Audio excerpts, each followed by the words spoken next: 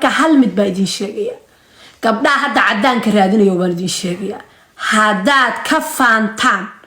dhaqankiina oo dhaqanka Soomaaliyeed ka faantaan ninka cadaankina beritoole meel kasta ha ka yimaado uu idin ka faanaya because isaga dhaqankiisa kama faanayo wuxuu ku leeyahay reer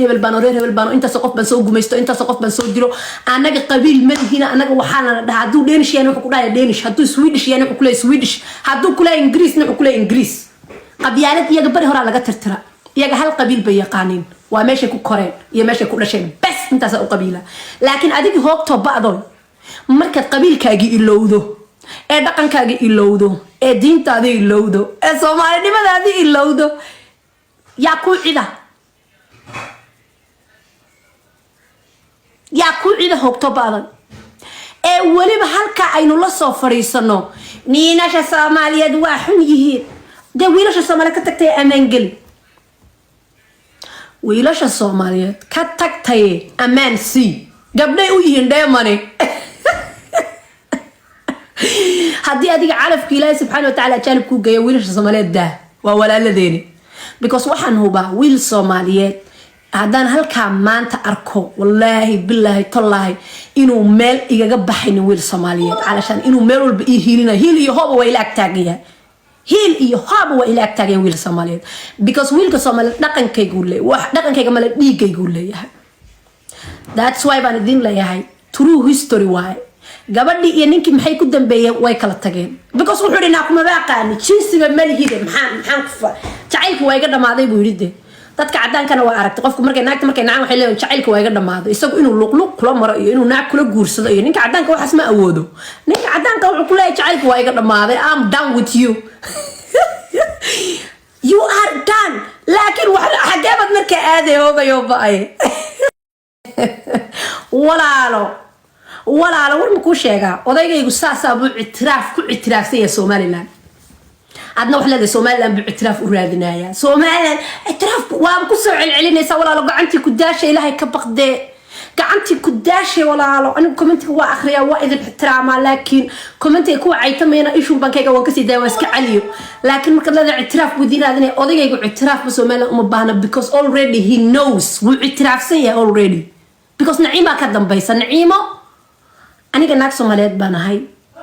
laakiin naag Somaliland darada baan ahay jisigeedu Somaliland darad yahay ma fahantay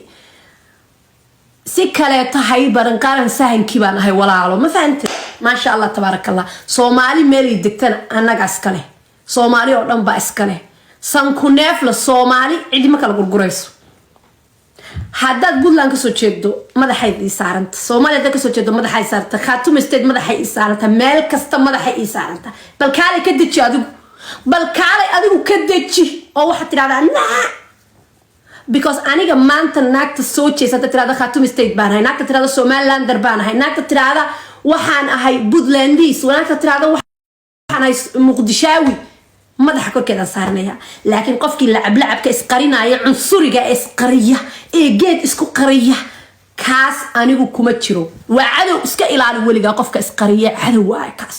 qofku haduu qadiyadiisa cadaysto wuxuu ku leeyahay ama ay raac ama ha ay raacin adigu raac ama ha raacin laakiin qofka la wado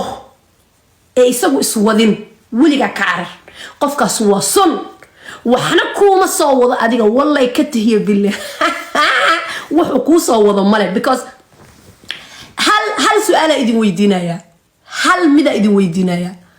aniga nacimahan weligay qof Soomaali xaqiisa laga soo mari maayo oo wallahi oo billahi tallahi idinka iska ma kindisaayo anoo intan ka fool xun oo ka buuran oo ka daciifsan oo ka qafiifsan ayaan idin soo hor fariisan jiray maanta wax badan ba ii kordhay maanta ana ka faqiirsan ba idin soo hor fariisan jiray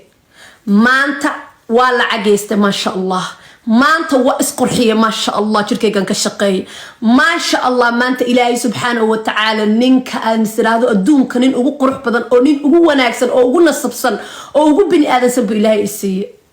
ma fahant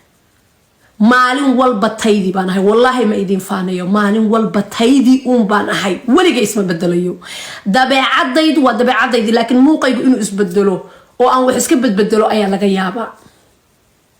لكن هل ماذا إذن شيء قفك إسبدله ولقى كرر هذا شاكير بايدين كشاكينا واترو history listen to me guys واترو freaking history واي سفي عنو نجيستا waxaa jirtay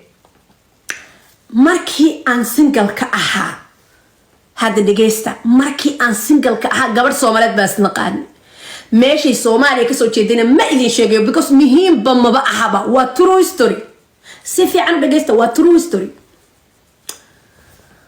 gabadha waa isnaqaan single baa isla ahayno de waa isla baashaali jirnay oo si gabdha saaxiiba oo meelaha isla wareegaan ahayn isla wareeg waxaan ka wada de meeshii doonaan aadaan ama futa aadam kalaab aad ama meel laga cab aad ama meel laga qadeeyo aad ama meel suuq aad ama Soomaali u tag waxay tahay it doesn't matter saadonta u fasirta gabar Soomaaliyeed badan saaxiibnahay barigii daba waan kala danaysana gabadhii nin bay guursatay wiil cadaan ah guursatay hada dhageysta si fiican u dhageysta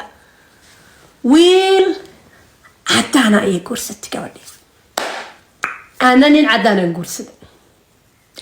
anigi ilaa waa naciimo waa masiibada idin soo hor fadhidee Soomaalinimada idin baa saa ugu dhaganahay diracaygi baatiga ku dhaganahay cuntadayda yareed baan ku dhaganahay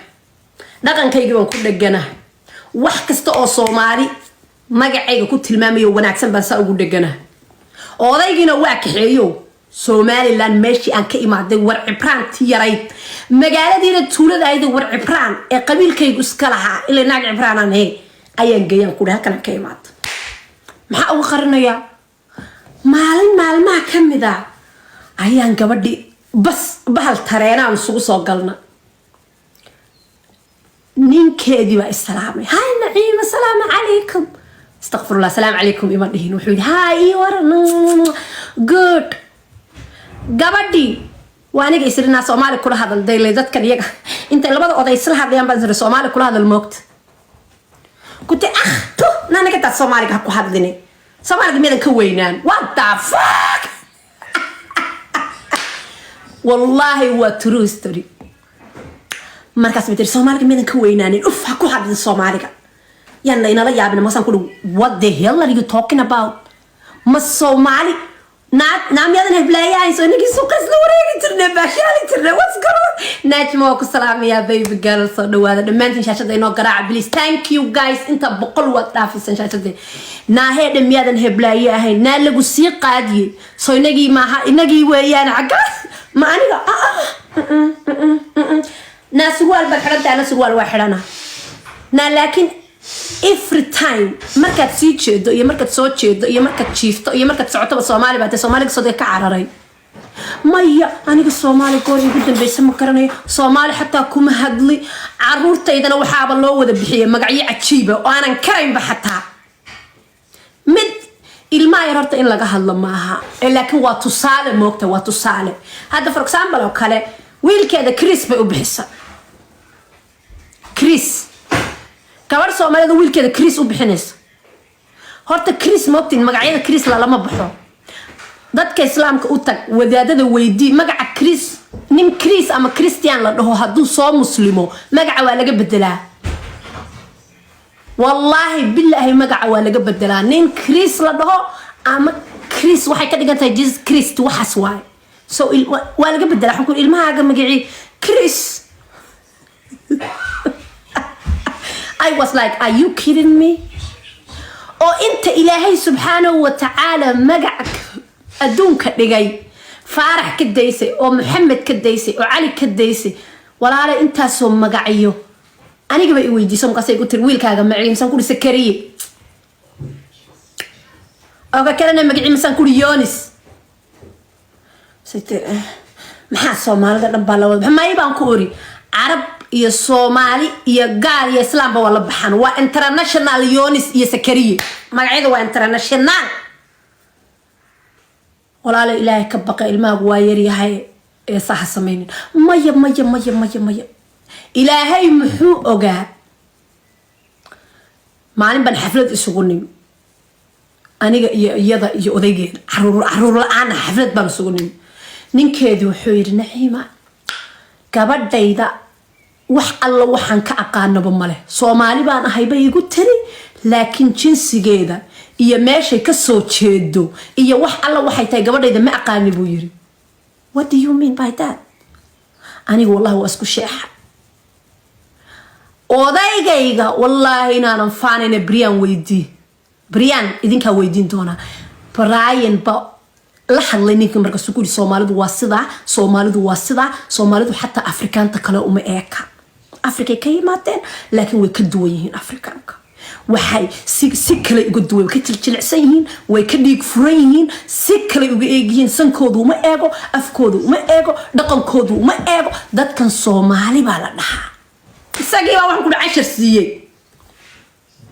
markaas iyadu waaba ka faanaysa wax alla wixii Soomaaliya dhawaad ka faanaysa taas waxaan ka wadaa ninkii wuxuu gaaray inuu iyadii ka faano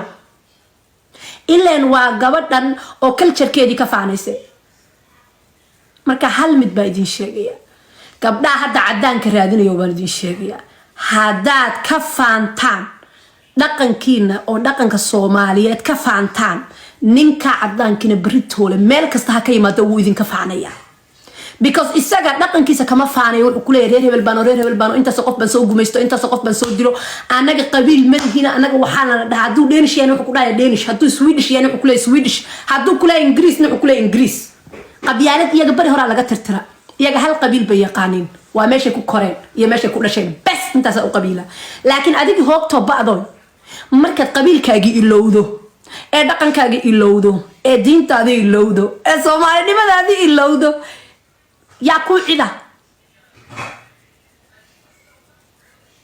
yaa ku cida hoogto bacdan ee waliba halka aynu la soo fariisano niinasha Soomaaliyeed waa xun yihiin de wiilasha Soomaaliyeed ka tagtay amaan gali wiilasha Soomaaliyeed ka tagtay amaan si gabdhay u yihiin dheemane haddii adiga calafka Ilaahay subhanahu wa ta'ala jaalib ku geeyo wiilasha Soomaaliyeed daa waa walaaladeeni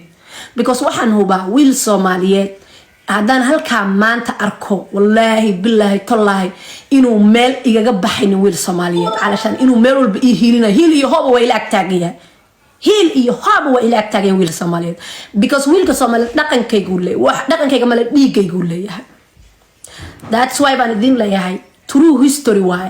gabadhii iyo ninkii maxay ku dambeeyeen way kala tageen because wuxuu dhina kuma baaqaan jinsiga malihide maxaan ku jacaylku way ga dhamaaday buu yiri dadka cadaankana waa aragtay qofku markay naagta markay nacaan waxay leeyihiin jacaylku way ga dhamaaday isagu inuu luqluq kula maro iyo inuu naag kula guursado iyo ninka cadaanka waxas ma awoodo ninka cadaanka wuxuu ku leeyahay jacaylku way ga dhamaaday I'm done with you you are done laakiin waxa xageebad markay aaday hoogayo baay